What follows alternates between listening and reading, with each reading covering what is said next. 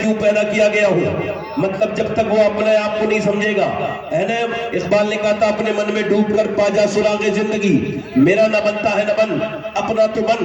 اقبال ایک جگہ کہتا ہے خرد کی گتھیاں سلجھا چکا میں الہی مجھے صاحب جنو کر، یعنی بہت کچھ ہو چکا، انسان نے بڑی بڑی کوششیں کی مگر اس کو سکون میں اثر نہیں ہے۔ اچھا کسی کو یہی نہیں خبر کہ اس کو جانا کہاں ہے تو پوری زندگی گاڑی چلاتا رہے چلتا رہے، پہنچے گا؟ خبر ہوگی کیوں پیدا کیا گیا انسان، کیوں پیدا کیا گیا ہے؟ اس کا جواب کوئی سائنسداں نہیں دے گا، اس کا جواب کوئی فلسفی نہیں دے گا، اس کا جواب کوئی دانشور نہیں دے گا، اس کا جواب وہ کیسے دے سکتے ہیں؟ وہ تو خود پیدا کیے گئے ہیں۔ اس کا جواب اللہ خود ارشاد فرماتا ہے کہ اللہ فرماتا ہے میں نے انسان کو اپنی عبادت کے لیے پیدا کیا۔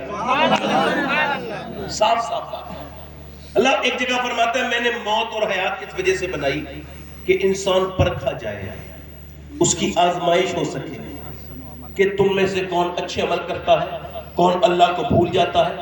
اس وجہ سے تم کو پیدا کیا اللہ نے، اسی وجہ سے۔ اس کا مطلب کیا ہے؟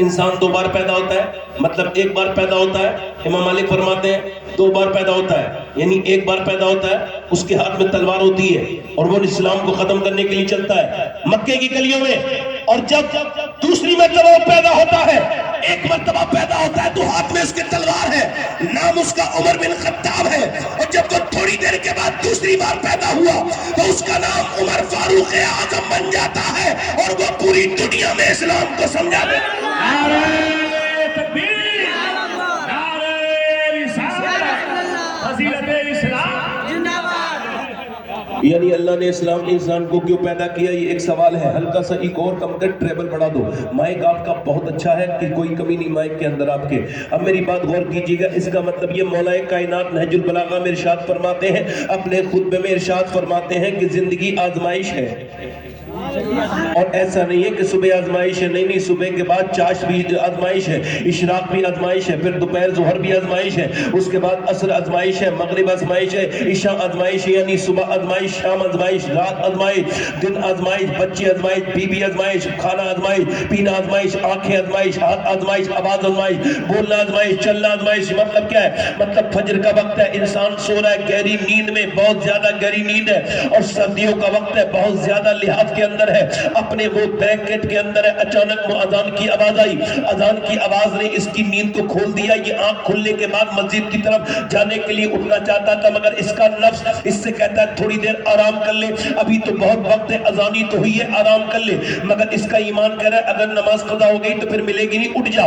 اللہ فرماتا ہے میں نے انسان کو پیدا کیا، اس کے ساتھ اپنے دشمن نفس کو بھی پیدا کیا۔ اب آپ کا نفس اور میرا نفس، یہ میرا بھی دشمن اور آپ کا بھی دشمن، یہ جو عزتیں چاہتا ہے، یہ جو کھانے کی طرف بھاگتا ہے، یہ جو اپنے نام چاہتا ہے، یہ سب نفس کی خواہشات ہے۔ نفس کہہ رہا ہے سو جا، آرام کر لے، مگر ایمان کہہ رہا ہے نہیں، نفس کہہ رہا ہے سو جا، مگر ایمان آخر جیت جاتا ہے۔ ایمان نے اپنا بلینکٹ پھینک دیا اور ایمان نے جا کر کے ٹھنڈے پانی سے وضو کیا اور مسجد میں جا کے امام کے پیچھے کھڑا ہو گیا، اور جیسے ہی وہ سجدے میں گیا ویسے ہی اللہ کی طرف سے فرشتوں نے اعلان کر دیا فلاں محلے میں فلاں آدمی نے آج اپنے نفس پر غلبہ پا لیا، آج اس نے اپنے نفس کو گرا دیا اور خود فاتح ہو گیا، آج وہ پہلی صبح کی آزمائش میں کامیاب ہو گیا۔ وہی آدمی نماز پڑھ کے جب پہلی آزمائش میں کامیاب ہو گیا، مگر اقبال کہتا ہے ہر ایک مقام سے آگے مقام ہے تیرا، ہر ایک مقام سے آگے مقام ہے تیرا،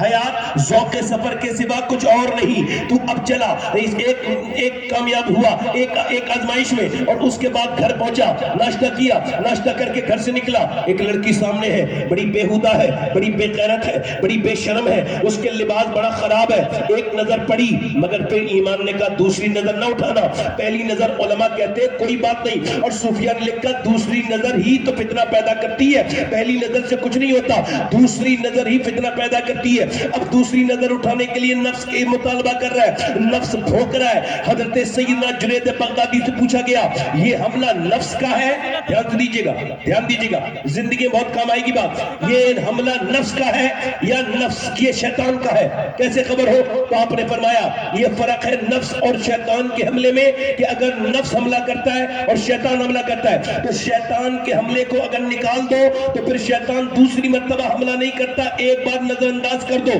مگر اگر نفس حملہ کرتا ہے تو یہ ایسا کتا ہے, تب تک بھونکتا رہتا ہے جب تک اپنی مرضی کا گناہ کرا نہ لے. اب یہ کہہ رہا ہے اٹھ جا دیکھ لے, نظر اٹھا, مگر یہ کہہ رہا ہے میں نہیں دیکھوں گا. کہہ لگا صامنے بڑی خوبصورت حسینہ ہے, اگر وہ چلی گئی تو کیا ہوگا, ایک مرتبہ نظر اٹھا کے دیکھ لے. مگر اس کے ایمان نے کہا نہیں دیکھنا, تیرے نبی نے فرمایا کہ صرف زنا آنکھوں کا نہیں ہوتا, فزیکل زنا زنا نہیں ہوتا, بلکہ آنکھوں کا بھی زنا زنا ہوتا ہے. مل کے زنا نہیں ہوتا, آنکھوں کا بھی زنا ہوتا ہے. اپنی آنکھوں کو نیچے کر لے, یہ آنکھوں کا زنا ہے. ذرا غور تو کریں آپ, یہ نوجوان کیا سمجھتے ہیں جو 7-7 گھنٹے 8-8 گھنٹے موبائلوں میں لگے رہتے ہیں, یہ نوجوان کیا سمجھتے ہیں کہ یہ ان کی آنکھیں ان کی اپنی ہیں؟ نہیں نہیں, یہ نوجوان کیا سمجھتے ہیں یہ آنکھوں کے خود مالک ہے. نہیں نہیں میرے دوست, یہ تیرا دھوکہ ہے, یہ تیری آنکھیں نہیں ہے, یہ اس کا مالک اللہ ہے. اور یہ آنکھیں کل قیامت کے دن کھڑی ہو جائیں گی اور یہ کہیں گی مالک بتاؤ وہ کون سا دن ہوگا جب انسان کو کن پٹی کے کان کے نیچے سے اور پیروں کے اوپر نیچے تک پسینہ آئے گا